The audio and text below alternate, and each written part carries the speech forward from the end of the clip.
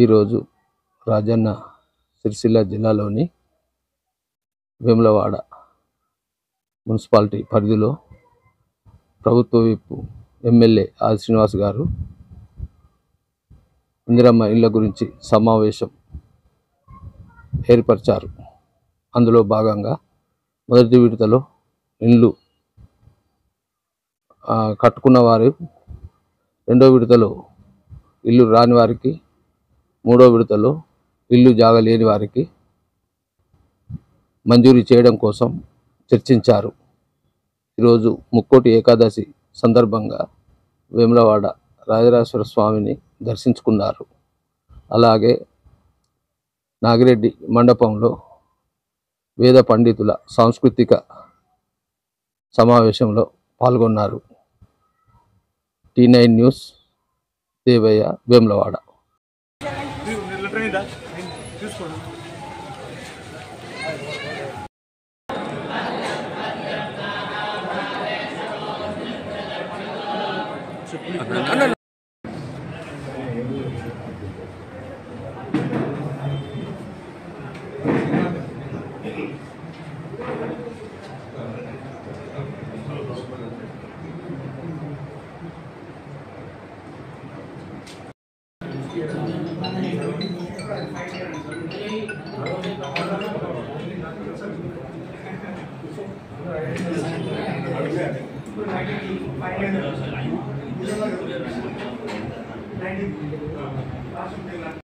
మిగతాలో కూడా ఇస్తాం. సెకండ్ లిస్ట్లో మొన్న 140 ఇచ్చినాం, ఇంకా 630 ఇస్తున్నాం.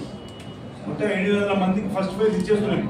సెకండ్ ఫేజ్ 2000 అందరి తర్వాత ఇద్దరు. ఇప్పుడు మనకు కావాల్సిన లేని వాళ్ళ సంఖ్య మంది చూడరు అవుతున్నాం.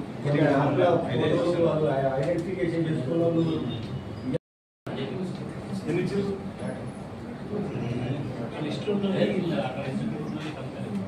ఎలిజిబుల్ నెలకొని ఇవ్వండి. ఒకటి 2 ఉంటే ఇవ్వండి. 2 ఉండాలని రూలే లేదు. మేము ఇచ్చిన కాయిదాలు ఉండాలని రూల్ లేదు. మీకు మళ్ళీ చెప్తున్నా, మీకు ఇచ్చిన కాయిదాలు ఉన్న పేరు వేయాలని రూలే లేదు. లేని వాళ్ళు ఇంకొకరి దగ్గర ఉన్నా పెట్టుకోరు, ఇబ్బంది లేదా